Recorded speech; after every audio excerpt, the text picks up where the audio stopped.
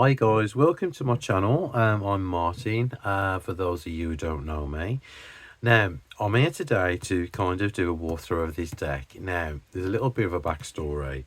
I didn't want to fall for the hype, and I thought, oh, everybody's using this deck, and I honestly can't see what's really special about it. And then Gerald from Oneness Emporium messaged me and says, do you want a copy to review? And I says, yeah, okay, then I'll have a look at it. And I am honestly blown away. So I've actually had to eat my words, honestly. So that's a full disclaimer from me. It is absolutely beautiful in every way. Yeah, honestly, guys, I am incredibly impressed with this. And, it takes a lot to impress me these days with any deck, be it indie or mass market, but this one ticks all the boxes for me. So basically, it's your standard Llewellyn box with a magnetic clasp on the back of the box. It says, thrumming with the power of Celtic legends and kindred spirits, this hauntingly beautiful deck captures the bold and mysterious nature of witchcraft. Julia Jeffries' evocative artwork reimagines the Rider-Waite-Smith system into a world of iconic witches, magical familiars, and extraordinary stories. The full colour guidebook shows you how to invoke the aid of deities, connect with the elements, and make magic in your readings. Each card inspires a profound sense of chosen family through which you'll find boundless wisdom and your sisters in tarot.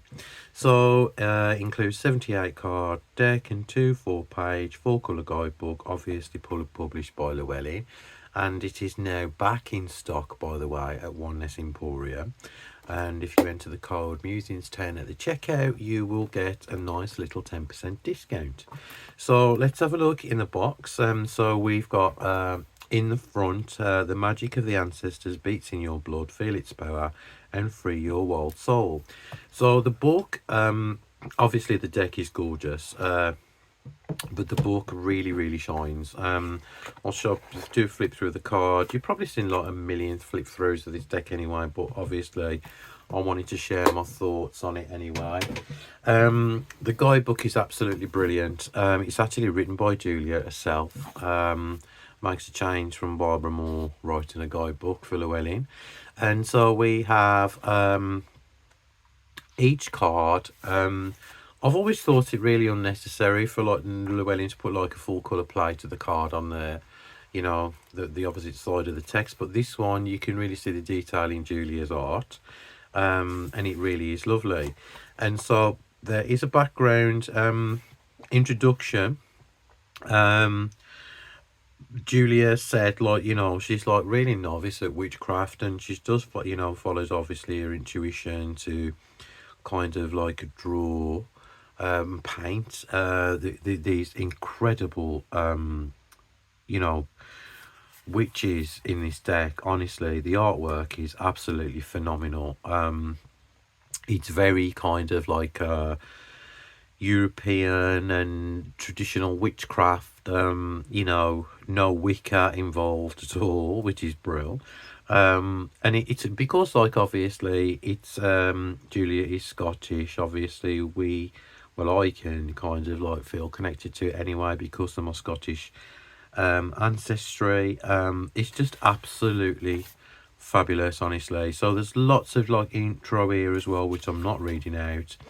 And then we've got like tarot origins, and then the first step, and obviously how to do a reading, all that generic stuff, and then the gathering. So obviously this goes into like some of the artwork which was chosen, and obviously then we get onto the cards. Now what I love about it, Julia's words here are like, describe the kind of artwork which is in the cards, but the divinatory meaning as well is really nice. I mean, I love it because she describes the artwork. The magician obviously is the stag, and the stag was once lord of the forest, but obviously not no more. But like, I mean, the magician is a potent bringer of strength and purpose.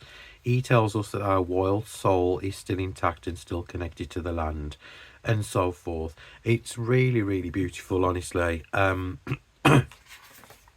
I have no words for the artwork. It's just incredible. And obviously, Nick Niven is the Great Witch of the Scottish folklore. So if you know about like folklore, British folklore from the British Isles, you will know some of these people that are actually mentioned. You've got people like the Queen of Elfame, which is the fairy witch queen, and you've also got stories in here about Elizabeth Gowdy as well. It's absolutely fantastic, honestly. And for a guidebook, I will give it 10 out of 10, and that really is unlike me to kind of like mark a guidebook up that high, because not normally I'll just like toss them to one side. But like this one is really good because obviously Julia explains the artwork and then the divinatory meaning, which is absolutely lovely. So obviously there's a bit with some spreads at the back as well, which you can use your own anyway. But I suppose these are nice if you want to have a look. But yeah, there's the guidebook anyway. Now on to the cards themselves. Now Llewellyn have kind of slightly improved the card stock in the last 2 years. Nothing groundbreaking, guys, but it is better than it was. It has got kind of a varnish on it now, which makes it a little bit more durable than before. I haven't yet shuffled it, but it is the same as like a couple of the most recent Llewellyn decks I've got, and it's fine, honestly. It holds up to regular shuffle. As you can see, they're thicker than they used to be. They were probably about that thick before. They were awful card stock before. But as I've said, they've upped the game with the card stock, which helps as well. This retails, I think, about £35. And you think, oh yeah, that's a lot for a mass market deck, but really, you know what, it's not. Especially when the artwork is as beautiful as this anyway. So what I'm going to do is obviously go through the cards like one by one, so you can see Julia's beautiful artwork. There is nudity on here, but who cares? We were born naked, so yeah, I've got no problem with that at all. And just like looking at the artwork, it evokes a sense of, it does like invoke a sense of kind of like primal and rawness and the way things used to be. And this is what I absolutely love about it. One version of the Lover's card, absolutely brilliant. That's all you need. However the way you read the Lover's card, you've just got the one. You don't need 3 versions of the Lover's card. What I love that Julia has done is stay true to everything that was kind of like, witchcraft and, Celtic from the British Isles. Nothing's been changed. It's really, really lovely. As I said, like, it's a Witch Sister, so it is predominantly a female deck, which is absolutely fine. But remember that it's just the energy you're working with and the archetype anyway. In a tarot deck, you don't have to see yourself, in my opinion. I'd rather not. It's all about working with the energies and what you can actually get. What I love about Julia's artwork, because I've got Tarot of the Eden Realms as well from a few years ago, the cards look so inviting. The cards look as though they're inviting you in, and they're actually looking at you eye to eye. Some people might find this a little bit unnerving, but I love it because it looks as though they're kind of like really giving you a message because of the portraiture style. It's just incredible. It really is. Every word I said about it, I take back. Because yeah, I'm so glad I managed to get my hands on a copy, and it's gorgeous. Lord of the Forest as well. That's so beautiful. Some of the cards have been slightly changed, like Elfstroke. He's changed from the Tower, but it is very much still based on the Rider-Waite-Smith. It's just like Ancient Starlight, the Star. That is probably one of my favourite cards in the deck. It reminds me of the Weaver's Oracle by Caroline Hillier, which is my ultimate favourite all-time Oracle deck. And this will pair very well, like if you use that kind of deck. It's just beautiful, honestly. Every single card is like a, you know, a thing of beauty. And this again is one of the most beautiful cards in the deck, you know. The land is just gorgeous. So Ace of Trees. Trees is ones, I think. Let me just check. I had to read it once. And I did remember and now I forgot.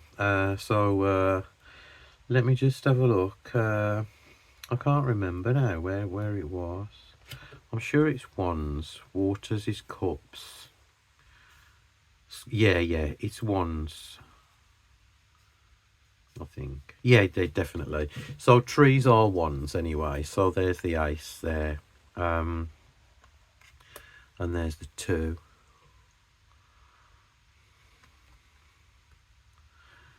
You can kind of get, like, you know, the same kind of Rider-Waite-Smith vibe from the cards. I mean, you see this, like, kind of like elven forest creature, you know, and you've got the 2 branches there, and they're kind of like looking out, you know, and thinking, you know, is it safe? Is it, you know, am I ready to go yet?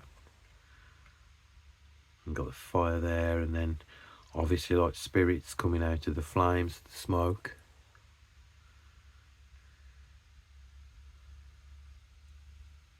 Oh, it's just so gorgeous, honestly.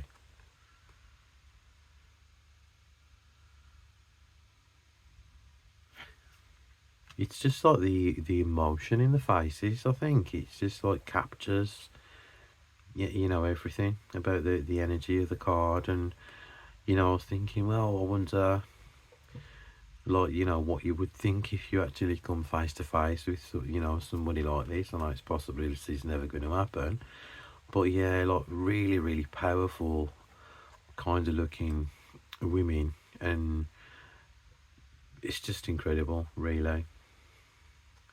So this is the page, by the way. This is the maid, the witch, the queen, and then finally the king.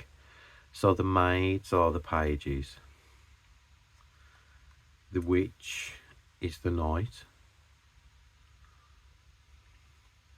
The queen is the queen, and the king is the king. How gorgeous is that? Waters obviously is cups, so this probably relates to kind of like blue hues. So you can tell like straight away, blue green hues, it's to do with you know, emotions.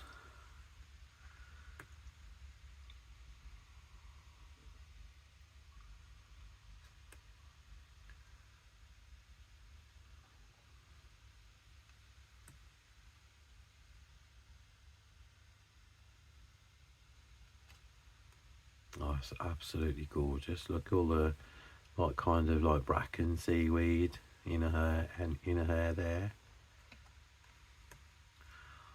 Oh, and that one.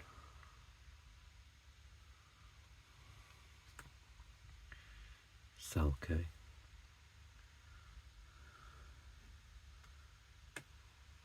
9 of waters. And then the 10. Oh, look at that. It's absolutely gorgeous.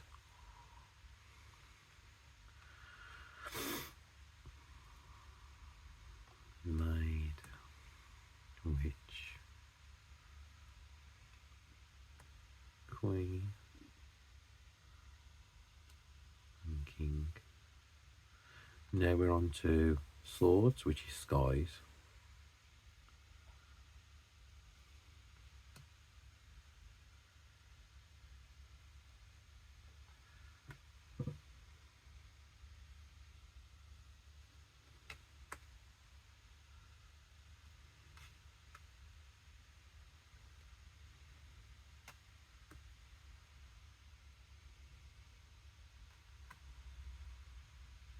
Looking through the deck as I'm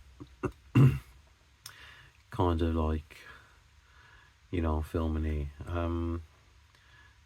I didn't realise how breathtakingly beautiful the images were.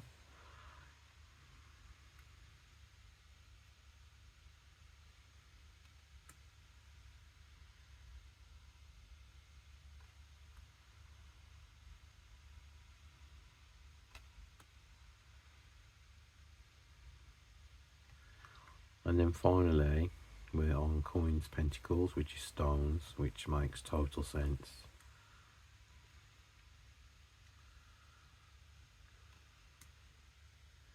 These would be great for like kind of path working as well, or if you wanted to display display it as an altar card and kind of like work through it that way.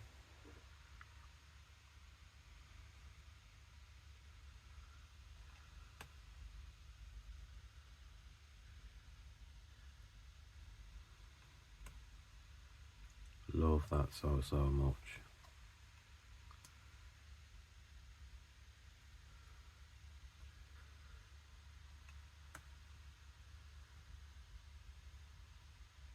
Like the young horseshoe there.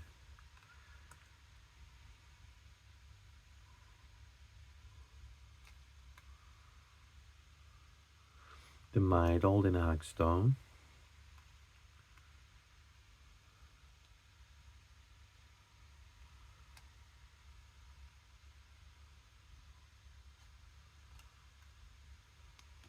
And then finally the king. It's absolutely breathtaking, honestly. Now I've kind of like done a walkthrough. I can use it. The backs are lovely as well. Love the backs. Obviously they're not reversible. I don't read reversals anyway. But yeah, it is beautiful. 100% gorgeous. And so this will be a welcome addition to anybody's collection. Honestly, I highly recommend it. I'm going to work with this now for the next week. And obviously like kind of get to grips with some of the little stories in here as well, and see, you know, what kind of get out of it.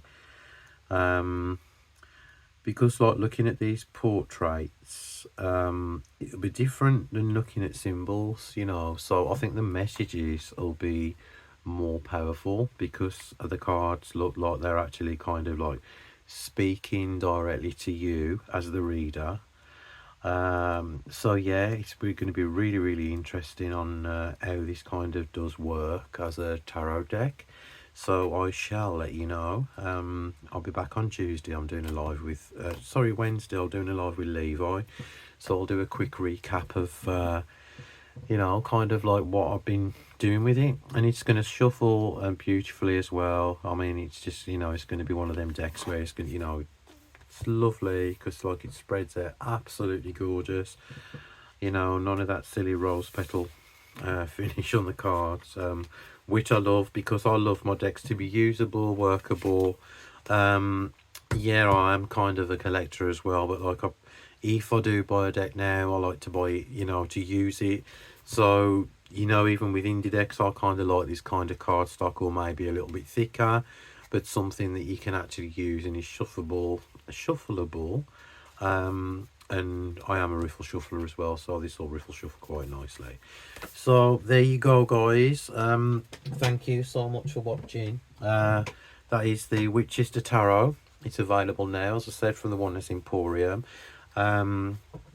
Gerald hasn't got many in stock, so grab them while you can, because I don't know when the next batch will be arriving.